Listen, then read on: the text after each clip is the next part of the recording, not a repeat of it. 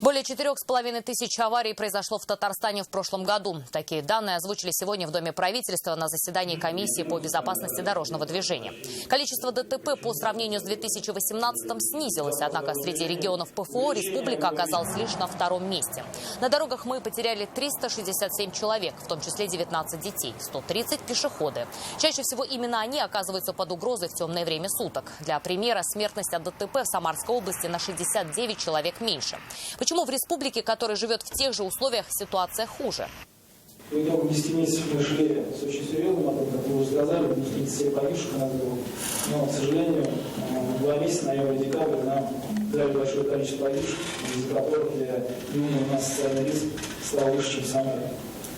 По сути, основная причина, это, я уже сказал, меньше дорог на 7 тысяч километров. В Казани, Актаныше, Алексеевске, Арске, Буинске, Лаишево и Тукаевском районе количество погибших в ДТП растет уже 2 года.